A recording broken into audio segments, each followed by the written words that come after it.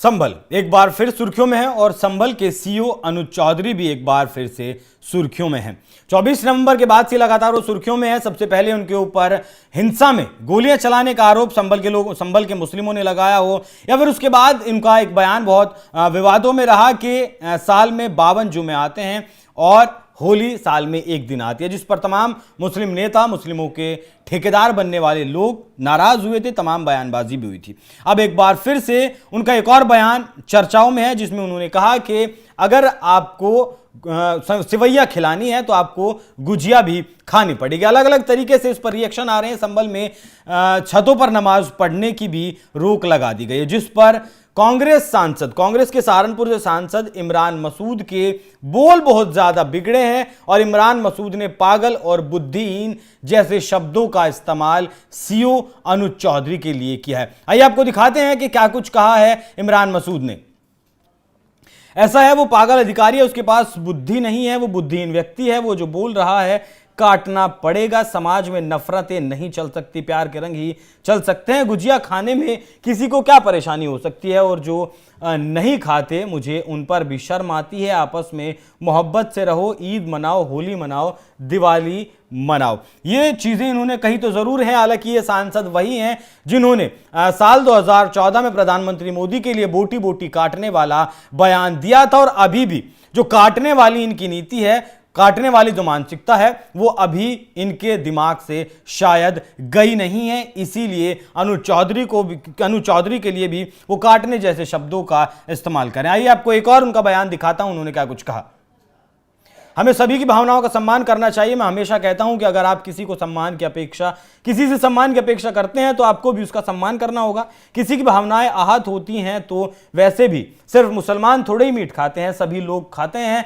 10 दिन मीट नहीं खाएंगे तो कोई फर्क नहीं पड़ जाएगा, दाल रोटी खा लेंगे। ये बयान उनका आया है उस पर जहां कहा गया कि उत्तर प्रदेश में जो आदेश आया है कि नवरात्रों के दौरान मीट की दुकानों पर बैन लगा दिया जाएगा, मीट की दुकानों पर मीट ना बेचे, इस तरीके की आग्रह किया गया है। और सड़कों पर जो मीट की दुकानें लगती हैं उन्हें भी उस वक्त सड़कों से हटाकर अंदर नवरात्रों के दौरान हर साल कर दिया जाता है। तो इमरान मसूद का समझ नहीं आ रहा है क्योंकि वो किस तरफ पलट रहे हैं। कभी वो योगी आदित्यनाथ के आदेशों की तारीफ करते नजर आते हैं, इन्हीं पुलिस वालों के जो काम है उनकी तारीफ करते नजर आते हैं, और कभी इस तरीके की काटने जैसी धमकी देते हैं। नमाज छतों पर ना पढ़ी जाए, उस पर इमरान मसूद ने क्या कुछ बयान दिया वो भी सुनिए। ये कौन है तय करने वाले? भाई आपकी सड़क है, प्रॉपर्टी सरकार की है, तय करे सरकार। और मुसलमान को भी समझना चाहिए कि सड़क पर नमाज नहीं हो सकती, क्योंकि सरकार ने मना कर दिया। किसी की भी जगह पर आप नमाज नहीं पढ़ सकते जब तक आपको उससे इजाजत ना हो। लेकिन छत के ऊपर, छत उनकी प्रॉपर्टी है क्या? छत उनकी प्रॉपर्टी नहीं है। छत के ऊपर नमाज नहीं पढ़ेंगे तो कहां पढ़ेंगे अगर भीड़?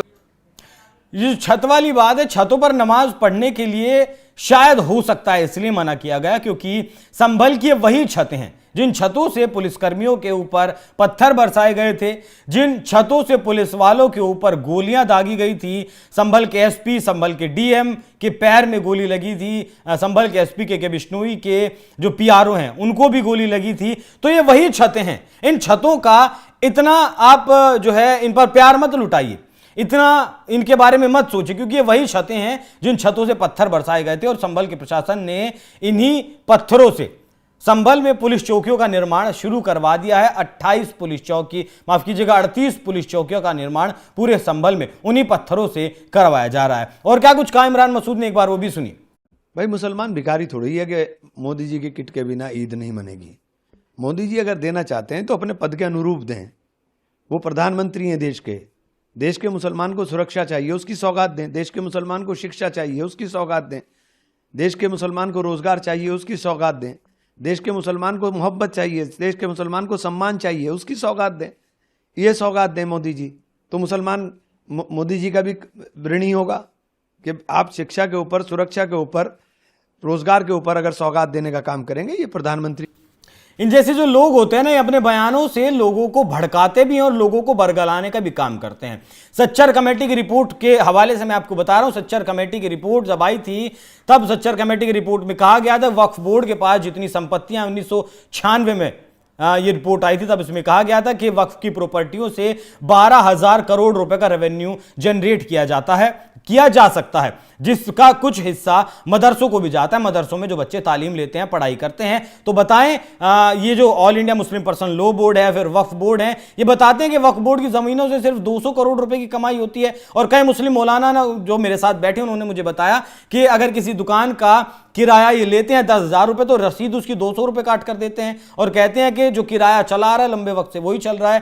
तो ये जो माफियागिरी योगी आदित्यनाथ कहते हैं वो गलत नहीं कहते हैं, और जिस तरीके से धांधली और लूटमार की जा रही है वो खत्म करने के लिए अगर वक्फ बोर्ड में अमेंडमेंट सरकार करती है तो इन्हीं के जैसे नेता सड़कों पर उतरते हैं, जंतर मंतर पर जाकर विरोध प्रदर्शन में शामिल होते हैं। और बताएं कि अटल बिहारी वाजपेयी ने सबसे पहले मदरसों को मॉडर्न करने के लिए, आधुनिक करने के लिए योजना चलाई थी या नहीं चलाई थी, नीति बनाई थी या नहीं बनाई थी। उसके तहत इन्हीं के सहारनपुर में कई मदरसे चल भी रहे हैं जिसमें उर्दू के साथ साथ मैथ, साइंस, इंग्लिश भी पढ़ाई जाती, कंप्यूटर भी पढ़ाया जाता है। शिक्षा से पीछे किसने रखा है? आप जैसे नेताओं ने रखा है, आप जैसे लोगों ने रखा है जिन्हें राजनीति इन वोटों की रोटियां सेकनी है, इनकी वोट लेकर संसद तक जाना है, विधानसभा तक जाना है। अब आप बताऊं, सच्चर कमेटी की रिपोर्ट है कि इस देश में 30% से ज्यादा मुस्लिम गरीब हैं और 32% से ज्यादा मुस्लिम अशिक्षित हैं। आपने कितनी कोशिशें की हैं उन मुसलमानों को शिक्षित करने के लिए? उत्तराखंड में वक्फ बोर्ड के अध्यक्ष हैं शादाब शम्स, जिन्होंने मुझे बताया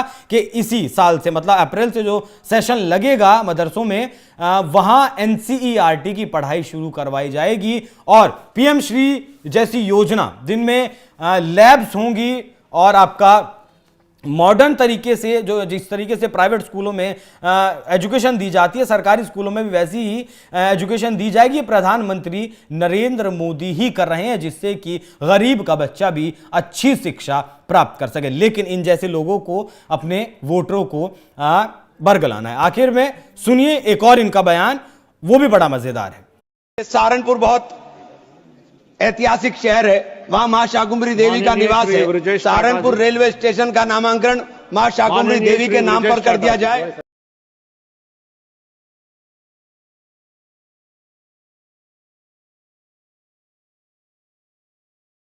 सबसे पहले राजपूतों के जो गांव हैं सहारनपुर के आसपास, जिन लोगों जो इनकी लोकसभा में पढ़ते हैं, वहां सबसे पहले गए, वहां सबसे पहले इनका स्वागत किया गया और लोकसभा में भी इन्होंने सहारनपुर का नाम मां शाकुंभरी देवी रेलवे स्टेशन करने की बात इसीलिए कही। तो एक नेता जो होता है ना, वो जानता है उसे क्या करना है, वो जानता है उसे किस तरीके से वोट हासिल करनी है। एक तरफ मुसलमानों के पक्ष में भी बयान देना है, एक तरफ अनुज चौधरी को भी गालियां देनी है, मंदबुद्धि और पागल कहना है जिससे कि मुस्लिम वोट को कंसोलिडेट किया जा सके। दूसरी तरफ लोकसभा में आवाज भी उठानी है कि भैया मां शाकुंभरी देवी की भी मैं लोकसभा में बात कर रहा हूं। तो इन जैसे नेताओं से बचने की जरूरत है और इन जैसे नेताओं का ध्यान रखने की जरूरत है। अब देखिए, अनुज चौधरी को इन्होंने धमकी तो दे दी, पागल भी बता दिया, मंदबुद्धि बता दिया, लेकिन शायद ये नहीं जानते कि भरे मन से नेशनल मीडिया पर योगी आदित्यनाथ अनुज चौधरी के बयान का समर्थन कर चुके हैं और कह चुके हैं कि गलत क्या कहा है। एक पहलवान है, उसने अपनी भाषा में कह दिया। तो अब जिस तरीके से अनुज चौधरी को